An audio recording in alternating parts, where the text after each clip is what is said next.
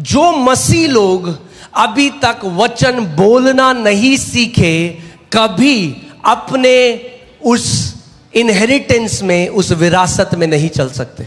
Those believers that have not learned to speak the word can never walk in the inheritance kept for them. An infant, an immature Christian, babe, child.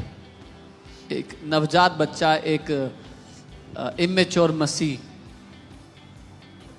ये apostle Paul Corinth की कलीसिया के लिए कह रहा है, जो एक नए नियम की कलीसिया है. Apostle Paul is saying this for the church of Corinth, which is in पहले कुरिन्थियों 3 में हम चलते हैं, 1 से 3. 1 Corinthians 3. हे भाइयों, मैं तुमसे इस रीति से बातें न कर सका जैसे आत्मिक लोगों से.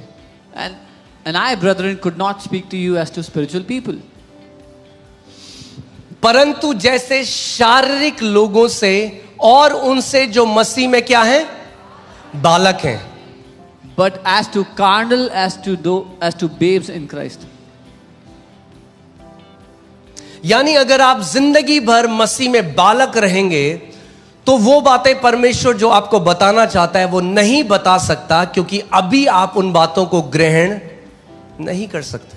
So if you will stay as a child all life long, the things that God wants to tell you, He will not be able to tell you. English Bible uses the word carnal. अंग्रेजी Bible में शारीरिक या carnal शब्द लिखा है. I could not speak to you as to spiritual people, but as to carnal, as to babes. Now he explains, as to carnal, as to babes. That means carnal Christians are immature Christians. Carnal believers are babes in Christ. That means if a person is a babe in Christ, he is a carnal believer. वो कह रहा है अगर एक मसीह बच्चा है, मसीह में बच्चा है कोई, तो वो शारीरिक है या दुनियावी है. कार्नल का क्या मतलब है? जो शारीरिक है, शरीर की इच्छाओं के द्वारा चलते हैं, अपने ज्ञान इंद्रियों के द्वारा चलते हैं. Carnal means those that walk by the flesh, by their five senses. जो आंखों को अच्छा लगता है उसके पीछे जाते हैं, जो शरीर को अच्छा लगता है उसके पीछे. आत्मा के चलाई नहीं चलते, शरीर के द्वारा चलाए चलते हैं. Whatever is pleasant to their eyes, whatever their body desires, they go for that, but not led by the Spirit.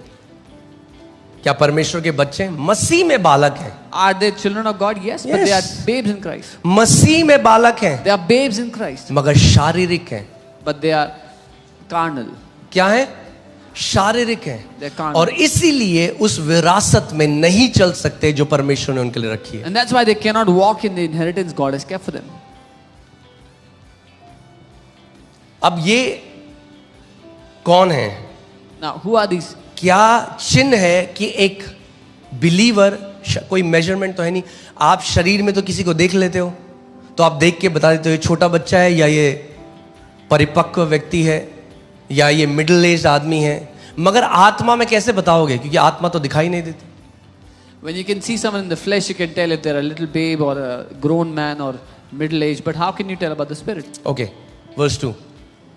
मैंने तुम्हें दूध पिलाया, अन्न न खिलाया. I fed you with milk and not with solid food. मैंने तुम्हें क्या किया? दूध पिलाया, मैंने तुम्हें अन्न नहीं खिलाया, क्योंकि तुम उसको नहीं खा सकते, वरन अब तक भी नहीं खा सकते हो. I fed you with milk and not with solid food, for until now you were not able to receive it, and even now you are not able to. Carnal believers cannot handle the deep things of the Spirit. शारीरिक विश्वासी आत्मा की गहरी बातें नहीं झेल सकते, नहीं संभाल सकते.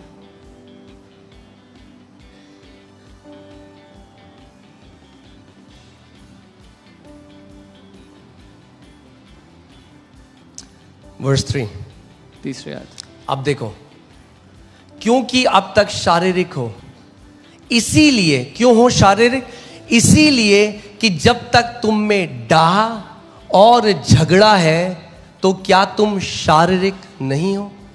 You are still carnal, for where there are envy, strife and divisions among Hear you, this. are you not carnal? इसका मतलब हमेशा याद रखना, कलीसिया के अंदर हमेशा वो लोग जो झगड़ा उत्पन्न करते हैं, डाह उत्पन्न करते हैं, चाहे कितना भी स्पिरिचुअल दिखाएं, बच्चे हैं, शारीरिक हैं. So those people in the church that cause envy and strife and divisions, no matter how spiritual they show themselves to be, they are babes in Christ.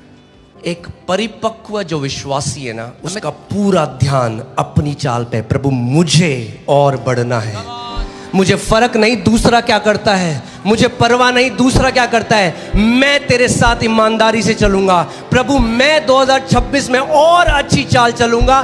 मेरा कंपटीशन किसी दूसरे व्यक्ति से नहीं, मेरा कंपटीशन मेरे अतीत से है, क्योंकि मेरा भविष्य मेरे अतीत से बेहतर होगा। A mature believer will look at his own life, is his own walk. He is concerned before God to make his walk upright before the Lord. And he says, Lord, I'm not competing with my brothers or my sisters, but my competition is with my past, so that my future is better than my past.